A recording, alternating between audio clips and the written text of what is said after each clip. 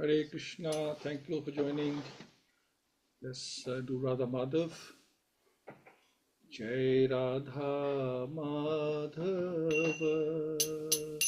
Kunj Bihari, Jai Radha Madhava Kunj Bihari, Jai Gopi Jana Vallabha Girvardhari, Jai Gopi Jana Vallabha Girvardhari, Shodanandana Vraj Jana Ranjana, Shodanandana Vraj Jana Ranjana, Yamuna Tiravanachari, Jai Radha Madhava, Jaya Kunj Bihari, Jai Radha Madhava, Jaya Kunj Bihari. Hare Krishna, Krishna Krishna, Hare Hare, Hare Rama, Rama Rama, Hare Hare, Hare Krishna, Krishna Krishna, Hare Hare, Hare Rama, Rama Rama, Hare Hare, Hare Krishna, Krishna Krishna, Hare Hare, Hare Ram, Ram Ram, Hare Hare, Hare Krishna, Krishna Krishna, Hare Hare, Hare Ram, Ram Ram, Hare Hare. Om Namo Bhagavate Vasudevaya, Om Namo Bhagavate Vasudevaya, Om Namo Bhagavate Vasudevaya. Om Agyantimirandasya Gyan Anjana Shalakya Chakshurunmilitam Yena Tasmai Shri Gurave Namah. Shri Chaitanya Manobishtam Sthapitam Yena Bhutale Swayam Rupa Kadameyam Dadati Swapadantikam Vandeham Shri Guru Shri Yutapada Kamalam Shri Guru Vaishnavscha Shri Rupa Sagrajatam Sagana Raghunathan Vitam Tam Sajivam Sadhvetam Savadutam Krishna Saitam Krishna Chaitanya Devam Shri Radha Krishna Padan Sagana Lalita Shri Vishakhan Cha He Krishna Karuna Sindhu Dinabandhu Jagatpate Gopesha Gopika Kant Radha Kant Namastute Tapta Kanchan Gaurangi Radhe Vrindavaneshwari Rishabhanu Sutadevi Pranmami Haripriye Panchakalpatu Brihascha Kirpa Sindhu Bevacha Patitana Pavnebhyo Vaishnavyo Namo Namo. Jai Shri Krishna Chaitanya Prabhu Nityananda Shri Advaita Gadadhar Shivasti Gaur Bhaktivedanta. Hare Krishna, Krishna Krishna, Hare Hare, Hare Rama, Rama Rama, Hare Hare. Mukham Kroti Vachalam Pangum Langyate Grim Yat Kirpatam Vande Shri Guru Dintaranam Paramanandamadam Shri Saneshwaram Hariyam Tassat Narayam Namaskritya Naram Cheva Narottamam Devim Saraswati Vyasam Tato Madhurya Nashtapresha Abdureshu Nitya Babu Seya Bhakti Shoke Bhakti Neshtiki. Hare Krishna. So thank you all for joining, and today we will conclude chapter 12, the birth of Maharaj Parikshit, and then what we'll do, we can't have the overview on Wednesday, the fast breaking for Visham Panchak, and plus we've invited the president of Iskcon Coventry to give an overview, and he's got other engagements on Wednesday, and then we're hoping Friday, but Friday they're busy, So we agreed on Monday now. So Monday the 10th of November, hopefully in the evening, we can have the overview to chapter 12. But the show must go on. Śrīmad-Bhāgavatam must continue. So we will continue chapter 13 from Wednesday onwards. So if it happens on Monday, fine. Otherwise, just continue chapter 13. At some point, we'll have the overview. But hopefully, we will have the overview on Monday, next Monday. So let's continue this. Tena sambrit sambaro daram putro yudhishtharaha vajimedas tribhito yagnahi sam yajad darim. So Tena, with that wealth, Sambrita collected, Sambaraha ingredients, Dharamputra the pious king, Yudhishthiraha Yudhishthir, Vaji made dahi by horse sacrifices, Tribihi 3 times, Putaha being greatly afraid after the battle of Kurukshetra, Yagnahi sacrifices, some Yajat perfectly worship, Harim, the personality of Godhead. So last week, Friday, so we were talking about Maharaj Yudhishthira wanted to do the Ashwamedha Yagya, but that costs a lot of money. It's very expensive. Nowadays, we couldn't even imagine doing it because so much grain and wealth is required, so much ghee is required, and then you're sending the horse and the armies here and there. You know, there's a lot going on. It's very, very expensive process. And plus you're inviting so many people to the yagya as well. And so after the Mahabharat war, there was no excess funds left. There's no discretionary income to allow this kind of yagya to take place. So Krishna suggested something, that there was a mountain of gold, and he mentioned Maharaj Marut, who was like connected with that gold, and he said, well, you could have that gold if you wanted to, and he told him where it was, and so according to this, they have it. So by those riches, the king could procure the ingredients for three horse sacrifices. There's the pious king Yudhishthira, who was very fearful after the battle of Kurukshetra, because he felt that he had incurred sin by killing his own relatives, his pitama, his spiritual master, his family, friends. So like that, they really wanted to purify. Please, Lord Hari, the personality of Godhead.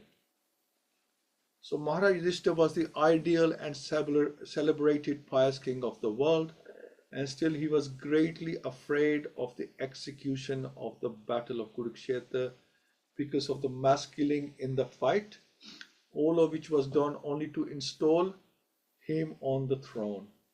He therefore took all the responsibility for sins committed in the warfare, and to get rid of all the sins, he wanted to perform 3 sacrifices in which horses are offered at the altar. So not just 1, 3 sacrifices. So one's very expensive, 3, not many people can afford, and even the kings can't afford. Such a sacrifice is very costly. Even Maharaj Yudhishthira had to collect the necessary heaps of gold left by Maharaj Marut and the Brahmanas who were given gold in charity by King Marut. The learned Brahmanas could not take away all the loads of gold given by Maharaj Marut, and therefore they left behind the major portion of the gift.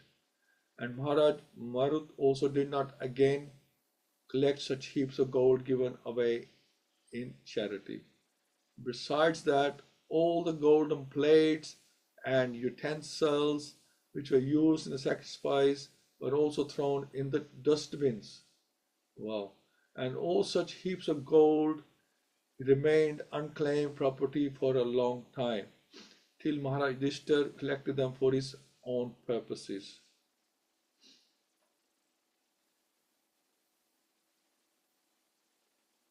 So Lord Sri Krishna advised the brothers of Maharaj Yudhishthira to collect the unclaimed property because it belonged to the king. The more astonishing thing is that no subject of the state also collected such unclaimed gold for industrial enterprise or anything like that. So that's amazing. This means that the state citizens were completely satisfied with all the necessities of life and therefore not inclined to accept unnecessary productive enterprises for sense gratification. Maharaj Yudhishthira also requisitioned the heaps of gold for performing sacrifice and for pleasing the Supreme Hari, the personality of Godhead. Otherwise, he had no desire to collect them for the state treasury. So this is how the people were under Maharaj Marut's rule as well. That they had enough. Basically, they're satisfied with what they had, and they did not overindulge in anything. So one should take lessons from the acts of Maharaj Yudhishthira. He was afraid of sins committed on the battlefield. Therefore, he wanted to satisfy the supreme authority. This indicates that unintentional sins are also committed in our daily occupational discharge of duties, and to counteract even such unintentional crimes, one must perform sacrifices as they recommended in the revealed scriptures. So the Lord says in Bhagavad-Gita, Yagathat karmano anyatra lokoyam karma bandhana. So that one must perform sacrifices recommended in the scriptures in order to get rid of commitments of all unauthorized work or even unintentional crimes which we are apt to commit. By doing so, one shall be freed from all kinds of sins. And those who do not do so but work for self-interest or sense gratification have to undergo all tribulations accrued from committed sin. So if you want to clear your sins which are accumulating all the time, although sometimes we think we're chanting, why are we getting completely purified of sins or past reactions, why are we still getting reactions? Well, thing is we do accumulate more. We have sins from millions of births which we probably haven't done much about, and plus we accumulate more knowingly, unknowingly. Unknowingly, that happens, but knowingly we should not accumulate sins. That's the whole idea of being in the mode of goodness, to follow the full regulations, because they are sinful, and also we should have deep understanding of things of life and our spirituality, that we don't do anything sinful, and we stick to dharma and follow dharma in its real sense. Therefore, the main purpose of performing sacrifice is to satisfy the Supreme Personality Hari. The process of performing sacrifices may be different in terms of different times, place, and persons, but the aim of such sacrifice is one and the same at all times and in all circumstances. Now we don't need heaps of gold to perform a sacrifice, because it's our sacrifice, it comes completely free. With satisfaction of the Supreme Lord Hari. And how do we do that now? That is the way of past life, and that is the way of peace and prosperity in the world at large. Maharaj Yudhishthira did all these as the ideal pious king in the world.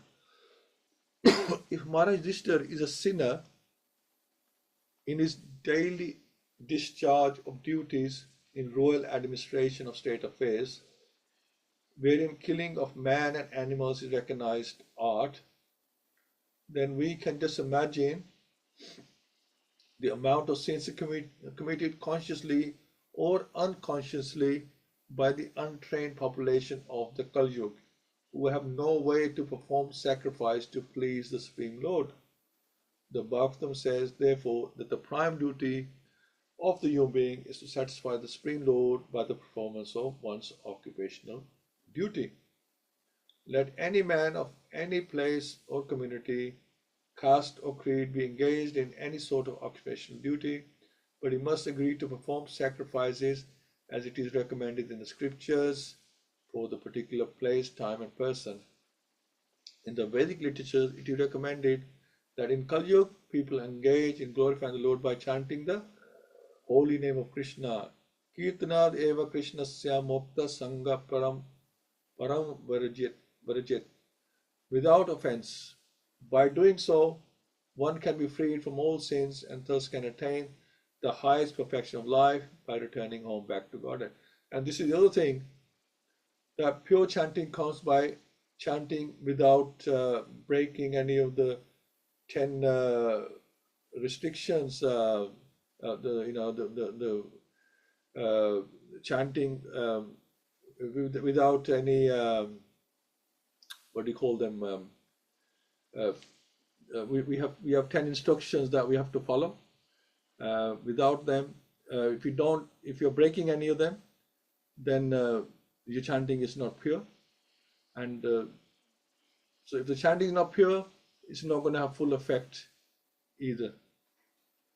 So we have already discussed this more than once in this great literature in different places, especially in the introductory portion by sketching the life of Lord Shri Krishna Chaitanya Mahaprabhu.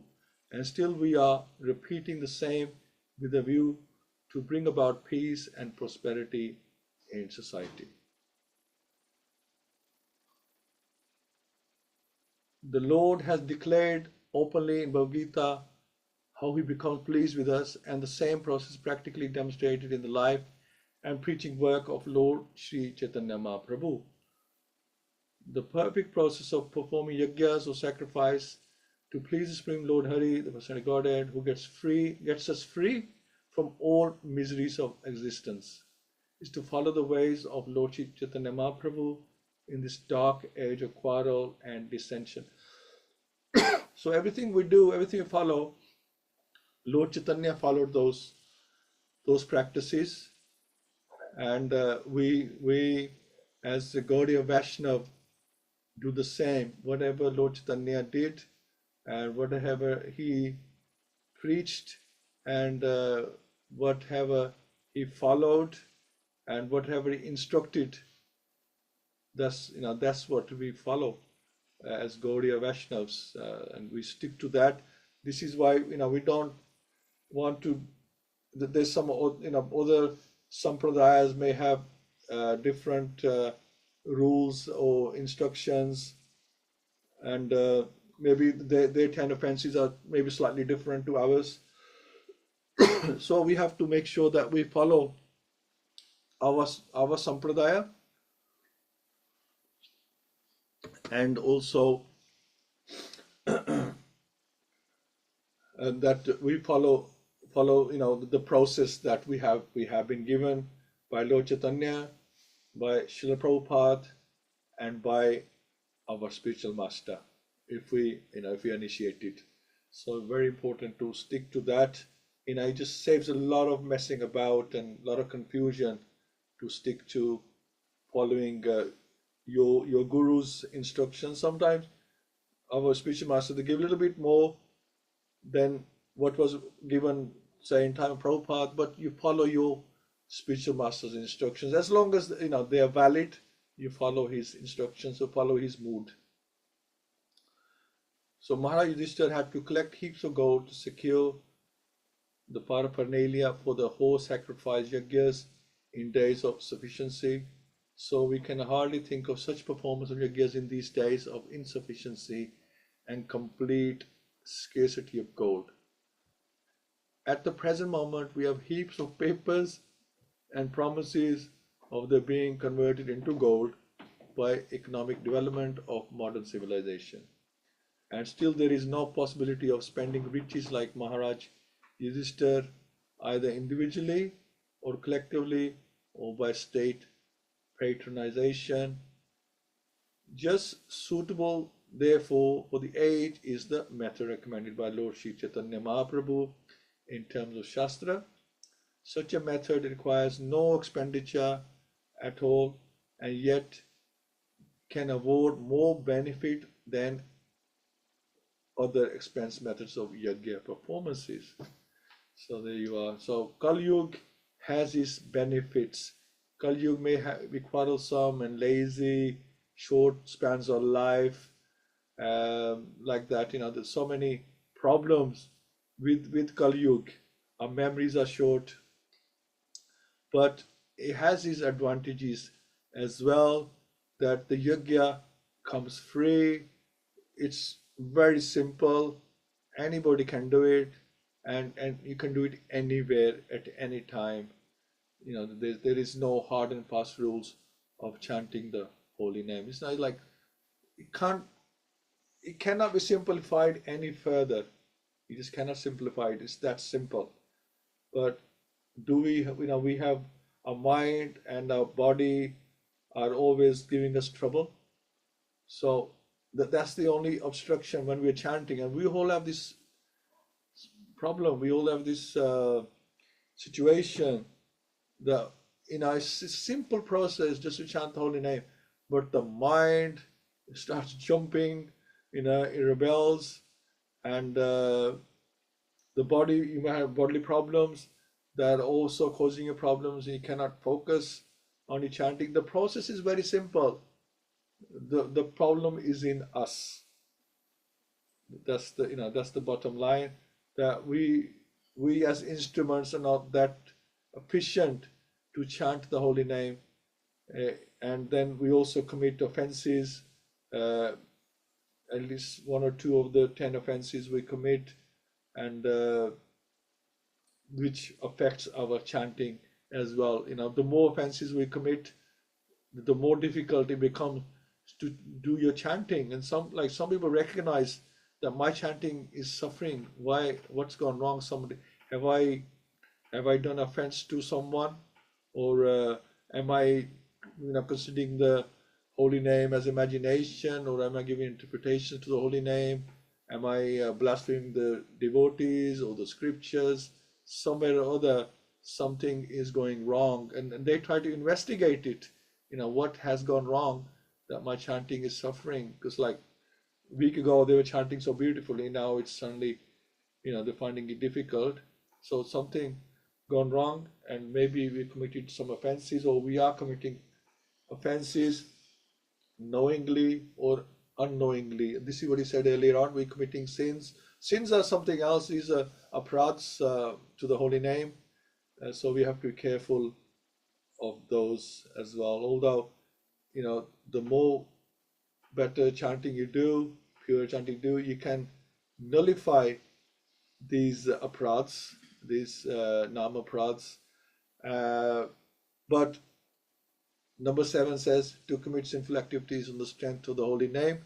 You don't commit these offenses in the hope that you will nullify them. Like, it's okay, I can do that now. When I get home, I'll do a couple of rounds and it will be okay. And it won't be okay. That's also offense by itself. It's the ones that you probably do unknowingly. You got more chance of nullifying rather than the ones you do knowingly. So we have to be very careful that we don't plan to do any sinful activities or any aparadhs, offenses to the holy name as well, and then we can chant nicely.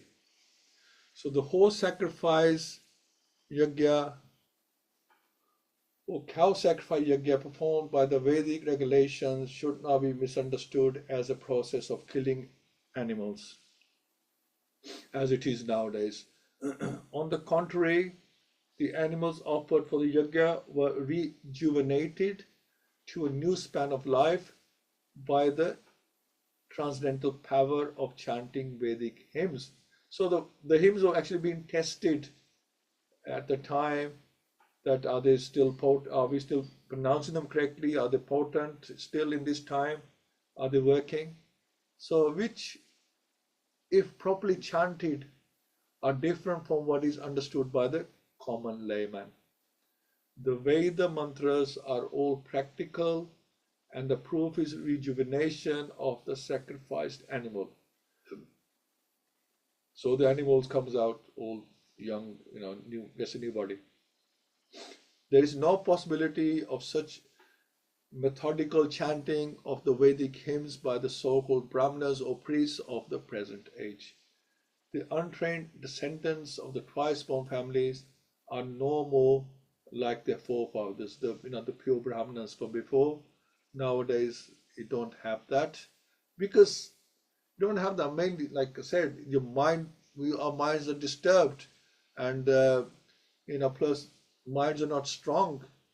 Our intelligence is not strong as it used to be. So we commit sinful activities, whether mentally or physically, and thus they are counted amongst the Shudras or once-born men.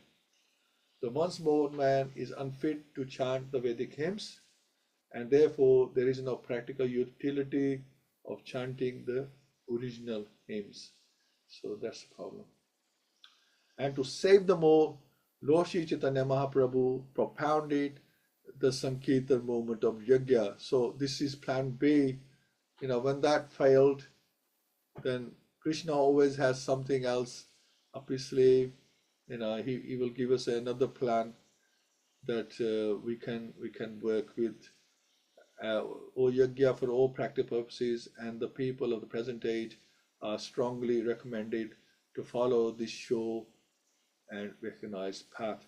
And even if there isn't a plan, God can do anything. Even if there isn't a plan, He can invent one.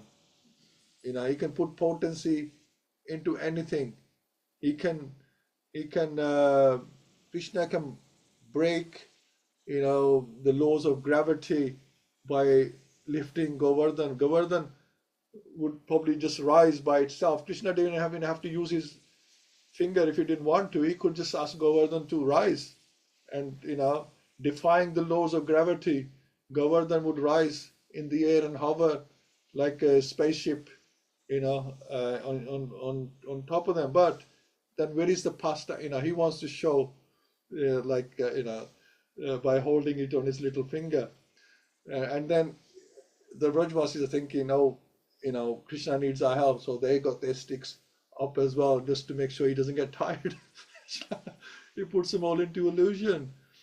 So Krishna can do anything. If he hasn't a plan B, he'll make one just like that and put potency into that plan, and it will work. And he says, right, if you do this, he could have, this is Mahamantra, it could have been something else. And he says, if you chant this, and you will go back home, you'll be purified. Krishna can do anything, but it just happens that at least in this day of Brahma, even that we have the Mahamantra, and that's given by Mahaprabhu, who comes in this day of Brahma. So thank you. Let's go on to the next one. Let's see if there's anything on 34. So just to add, this horse sacrifice is not horse slaughter. It's concluded part of the ceremony, and an old horse is pushed through the fire, and a young horse comes out, and it also proved the yajna was successful. Okay, that's just the evidence that everything's live, it's all working. Maharaj Yudhishthira took the gold for pleasing Hari, for the welfare of his citizens, and not for his treasury. When we do our daily duties, we commit unintentional sins. When we are cooking, sleeping, cleaning, and so on, we are killing. Even by killing unintentionally is a crime. To be freed from even these sins, sacrifice by pleasing the Lord is important, and that is Sankirtan Yajna is recommended in this age. So if you're not doing Sankirtan Yajna, if you're not chanting, then you're just accumulating more and more heaps of sin in your life, like we have done probably in our previous lives. So let's go to 35. Right. Ahoto Bhagwan Rajanya or Rajagya. Ahuto Bhagwan Ragya Ya Jitva Tavije Nirpam Ovas Katichin Masan Sudham Priya Kam Yaya. Ahutaha, being called by Bhagwan, Lord Krishna, the personality of Godhead. Ragya, by the king. yajya itva, causing to be performed, dvijihi, by the learned Brahmins, nirpam, on behalf of the king, uvas, resided, katichit, a few, months, surdam, for the sake of the relatives, priya kamyaya, for the pleasure. So Lord Krishna, Lord Shri Krishna, the personality of Godhead, being invited to the sacrifices by Maharaj Yudhishthira, saw to it that they were performed by qualified or twice-born Brahmins. After that, for the pleasure of the relatives, the Lord remained a few months. So Lord Shri Krishna was invited by Maharaj Yudhishthira to look into the supervision of the performances of yajna, and the Lord, to abide by the orders of his elderly cousin, caused the performance of yajnas by learned twice-born Brahmanas. Simply taking birth in the family of Brahmana does not make one qualified to perform yajnas. So if it is Brahmana by name, then that is not enough. You must be qualified. One must be twice born by proper training and initiation from the bona fide Acharya.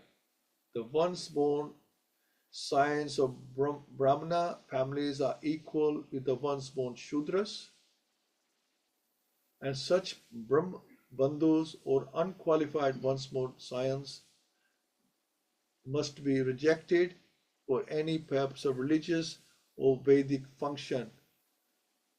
Lord Sri Krishna was entrusted to look after this arrangement and perfect as he is,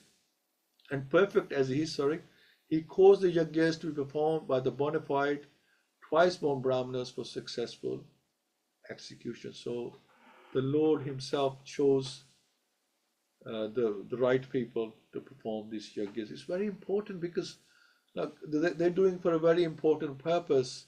There's been a massive war, millions of people have been killed, and that they want to purify, and and there's a lot of cost involved as well.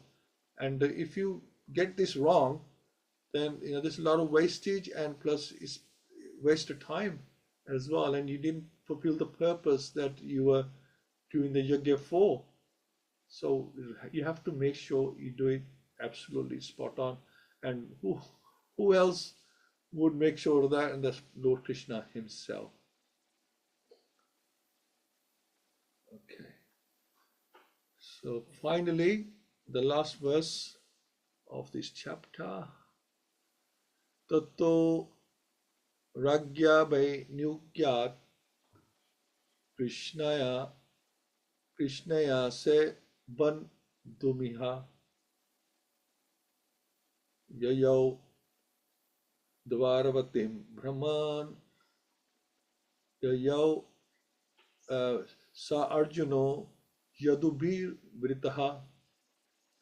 So tatha, thereafter, and ragya, by the king, abhya nyugyataha, being permitted, Krishnaya, as well as by Draupadi, Krishnaya is Draupadi, saha, along with bandhu bihi, other relatives, Yayav went on, Dvarvatim, Dvarkadham, Brahman or Brahmanas, Sa Arjunaha, along with Arjun, Yadu Bihi, by the members of the Yadu dynasty, and Vritha, surrounded. So, O Shonak, thereafter the Lord, having bade farewell to King Yudhishthira, Draupadi, and other relatives, started for the city of Dwarka, accompanied by Arjun and other members of the Yadu dynasty. So the amazing thing is that the Lord was always available for the Pandavas. Whenever they invited him, he was there to help them, to support them, to give them his association from the even he was with them through the whole process, from the beginning, nearly to the end. So this is why when they find out at the end that Krishna has left, they say, well, there's time for us to go as well. Anyway, we'll come to that. But so yeah, the Pandavas really trusted in, had all their faith in Krishna, and they really relied on Krishna, and Krishna was their life and soul. So thank you so much, and love to hear from yourselves. And we'll hear from, let's hear from Hina Mataji first, just in case, and then we'll hear nicely from Kiran Prabhu as well. Hare Krishna Mataji. Hare Krishna Prabhu, Hare Krishna everyone. Thank you so much for the class. Please accept my humble obeisances. All glories to Srila Prabhupada. Some really, really nice points. The ones that I've noted down were in the first verse. You covered how, for me, it shows the importance of repentance by the very pious Yudhisthira, because of the deaths that have been caused by the war of Kurukshetra, even though it wasn't directly due to his doings or by his deeds directly. It was obviously it was due to the Lord's will that it took place. But nevertheless, he, as a ruler, Yudhisthira, felt guilty. He felt responsible, and which is why he wanted to please the Lord by performing the horse sacrifice. And so repentance is important because it's a way of reforming our behaviour and showing your sincerity to change for the better. It's almost paying the price. And I guess we're all paying for some bad karma to some extent, knowingly or unknowingly in this life or in previous lives. And the easiest way to clear that accumulation in this age is through devotional service and chanting the holy name, as you mentioned, Prabhu, is the easiest way. It's the biggest benediction of this age, and ultimately there is no difference between the Lord's holy name and Himself, and nothing else. It's just one of the limbs of bhakti that pleases Him very, very much. So that was what I wanted to cover. Thank you so much. Hare Krishna. Thank you so much. Yes, it's always the leader. Like say we have the prime minister. When things go wrong, he will get the blame. And like in a football match, it's always a manager. Who gets the sack, not the players. Usually it's the manager. Anyway, so like that. So the finger's always pointed at the leader, and that is what this Maharaj feels that all this happened, and the responsibility is on me. And and even like he's so pious, he's happy to take the blame anyway. It's all my fault because to make me king, all these things had to happen. So it's really it's down to me to rectify things. That's important as well. Thank you, Mataji. Kiran Prabhu, Hare Krishna. Hare Krishna, everybody. It's true. It is said that when things happen, that the buck stops with the CEO or the manager or the chief executive. And yes, Yudhishthira was the emperor, and he was repentant, thinking that so many have been slain, and have they been slain because of my actions, my activities. And so as a means of trying to overcome these pangs of concern, anxiety, and to repent, the yajna was undertaken. And any yajna, even nowadays, costs a lot of money. And hence, guidance was sought in terms of how to facilitate and fund the yajna. And of course, Krishna indicated that there was this mountain of gold and so forth. And we've had previous discussions last week of how, post Kurukshetra, funds were running dry, and hence there was the necessity to perform in that yuga, that yagnas were the ways of moving forward. Whereas in this yuga, it's the name and the form are one and the same, and that is our liberating factor. So in that particular time, the liberating process was the yagna. The 3-horse yagna, or the 3-horse Ashwamedha was undertaken, and we had discussions. I have had discussions. Well, is this violence? Because we preach ahimsa, but no, it is indicated in the Shastras that this process liberates those animals to reside with, or to be free of material bondage. And hence it was pertinent and relevant at that moment in time. Yudhishthira is no different to any of us because we also commit sins. He thought he was committing sins by the fact that so many people had died. There is a saying in Christianity, he who is without sin, let him cast the first stone. This was the time when people were trying to stone the adulteress. But Jesus said to these people, are you without sin? No, we all have sins. And hence the necessity is there for us to deal with these sins in a different way. The process of overcoming these sins has been clearly identified and delineated by Chaitanya Mahaprabhu. He has given us the method of overcoming sins through the chanting and through the Sankirtan movement. They say the best things in life are free. We don't have to look for a mountain of gold. We don't even have to take a loan. We just have to invest time. And investing that time is so relevant in this age of Kali Yuga because time is so short. And hence, giving that time, that 2 hours of chanting inoffensively without offending the name, the other devotees, and the other 10 principles that go with it are absolutely necessary for this yuga.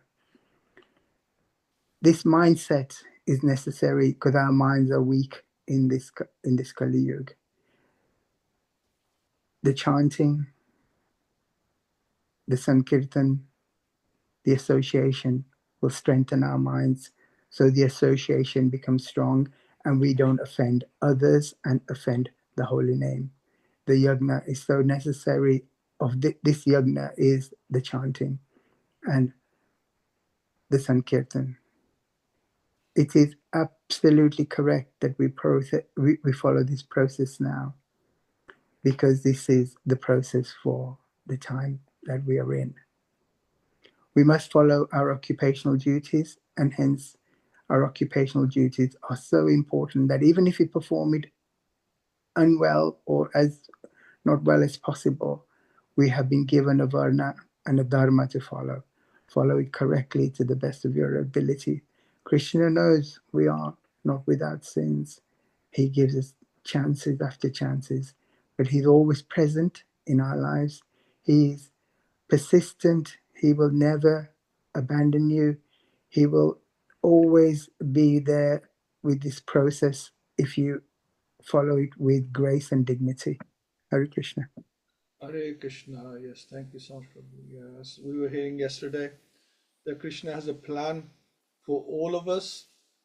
Whether it doesn't matter how fallen we are, he still has a plan. I mean, normally we might have a plan for our friends or family, but if they, really repeatedly not behaving, we say, look, forget it. This person is not going anywhere.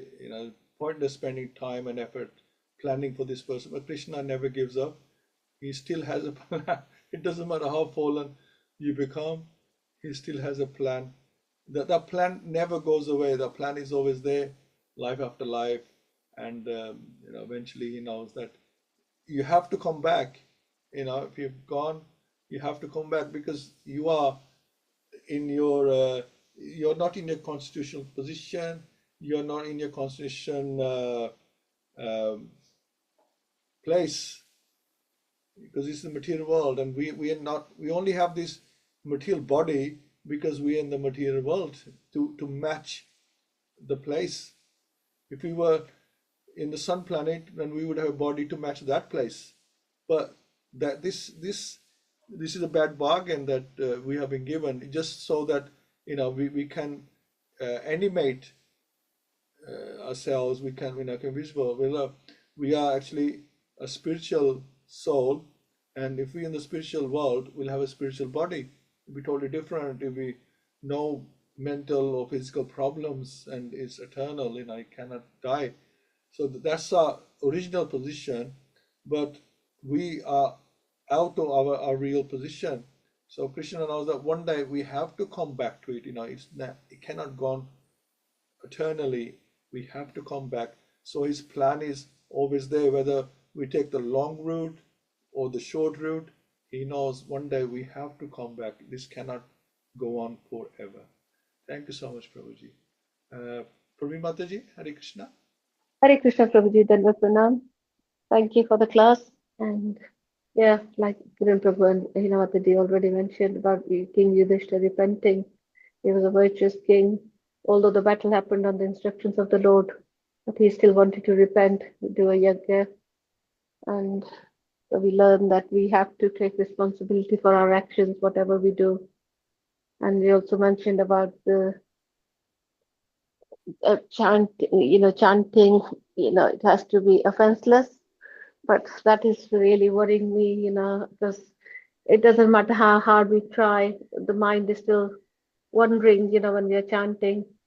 And although we say it is easy, we can just do chanting, and still to get to that perfection, to that level, it seems really hard.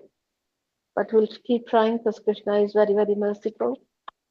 And anything done, like sins committed knowingly or unknowingly, we still have to pay. Karma is created, so we have to be very careful whatever we are doing. And the other thing was like the Vedic hymns, the importance of Vedic hymns, how the horses were not just killed, they were elevated to, to a new life, So, yeah, Hare Krishna, Prabhuji, thank you so much. Hare Krishna. Just bless us that we can do chanting nicely.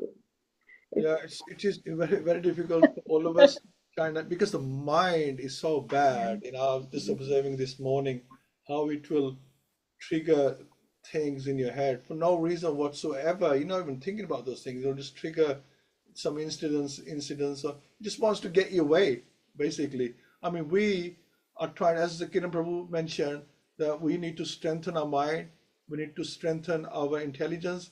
And I think, so is that the problem, that we haven't, if he's running away, still running away, that there is a problem. You can strengthen your intelligence by making it spiritual. You get spiritual intelligence. And how do you get that? By taking Sadhu Shastra and Guru's association as much as possible. Maybe we're not doing that enough, that the mind, because mind has to be controlled by the intelligence, the neighbor. The intelligence can control the mind, but first the intelligence has to be made strong to be able to control the mind. So there's a problem. We got to work on the issue that where am I going wrong, or what I am not doing enough, that my intelligence is not strong enough to hold the mind together. But the mind will say, look, it's my nature to run away. If you're strong enough, then hold me, grab me. So mind is mind. Krishna says, I am the mind.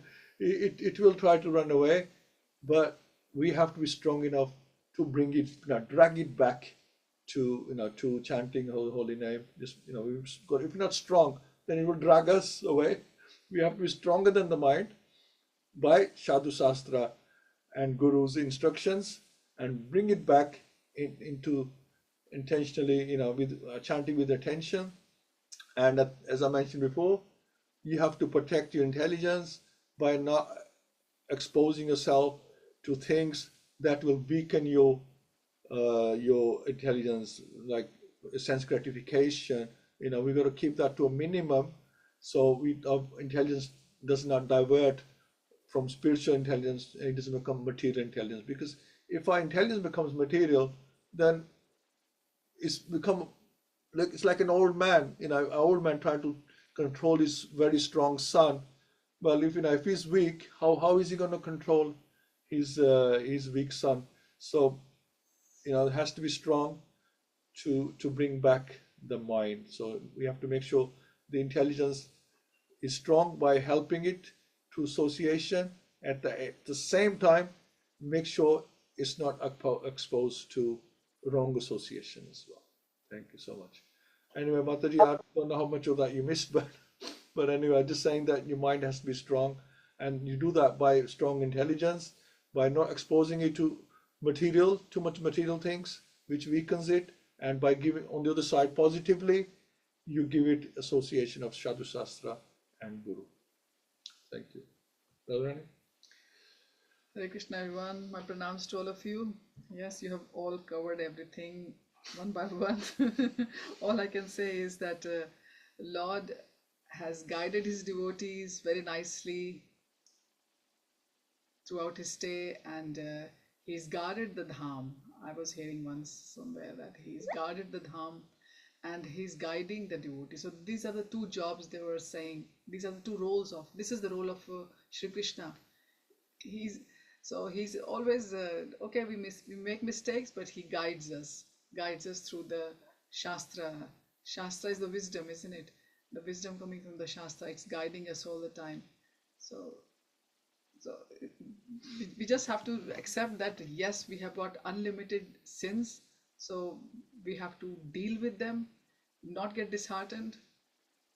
Every morning, just put your hand in the bead bag, fight with your mind again and again. This is what I do, and there's no point in fighting, because we have been given a punishment, whether we like it or not, to be in this material world, which seems very, very perfect, has got everything for us, but deep down it hasn't got anything of substance, as we see from experience, as we live the life. So yes, we have to try our best, and God is there guiding us through his devotees, through his shastras, and through his pastimes. So let's just hold on to these in our lives, and when the great scholars, they tell us that Lord is not going to abandon you. Lord has got a plan for you. Then why we should feel disheartened? Hare Krishna. Hare Krishna. Thank you so much, and thank you all. Wednesday, we're going to chapter 13. So look forward to that. And Granth Śrīmad-Bhāgavatam ki jai, Srila Prabhupada ki jai. Go, Hare Hare. Hare Hare Paul. Hare Krishna.